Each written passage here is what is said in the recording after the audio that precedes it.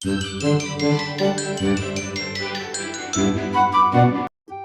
समय की बात है। एक छोटे से सुंदर गांव में एक भूरा नाम का कुत्ता रहता था।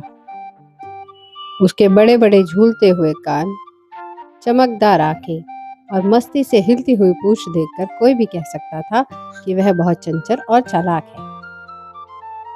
एक दिन वह बहुत भूखा था।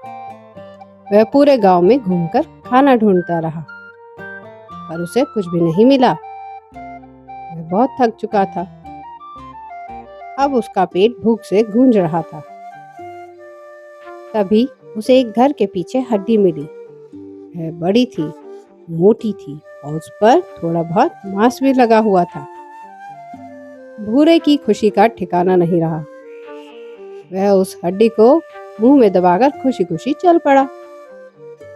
उसकी चाल में जोश था। उसकी पूंछ हवा में हिल रही थी और आंखों में संतोष था। चलते चलते वह गांव से बाहर एक लकड़ी के पुल पर पहुंच गया। वह पुल एक शांत, साफ और गहरी नदी के ऊपर बना हुआ था। हवा में हल्की सी ठंडक थी और चारों ओर हरियाली फैली थी। नदी का पानी इतना साफ था कि उसमें पूरा आसमान और पेड़ दिखाई देते थे। अब जैसे ही भूरा पुल के बीच पर पहुंचा तो उसने नीचे झांककर देखा। वहां नदी में उसे एक और कुत्ता दिखाई दिया जो बिल्कुल उसी की तरह था।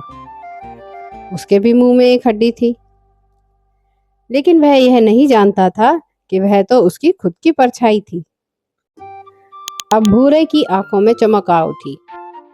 उसने सोचा, वाह, इस कुत्ते की हड्डी तो मेरी हड्डी से बड़ी लग रही है। अगर मैं इसे डराकर भगा दूं तो उसकी हड्डी भी मेरी हो जाएगी। फिर मेरे पास दो दो हड्डियां होंगी। अब लालच भूरा के दिमाग पर छा गया। उसने बिना कुछ सोचे समझे जोर से भौंकना शुरू कर दिया और अपना मुंह खोला।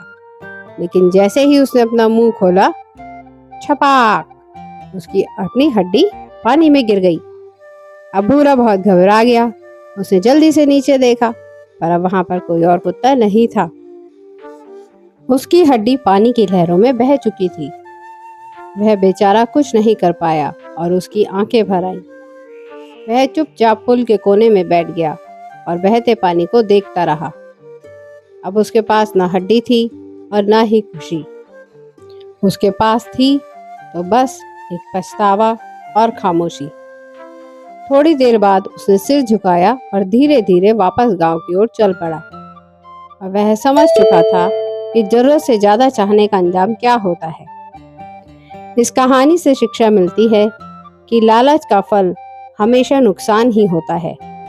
जो हमारे पास है उसी में ही हमें संतोष करना चाहिए।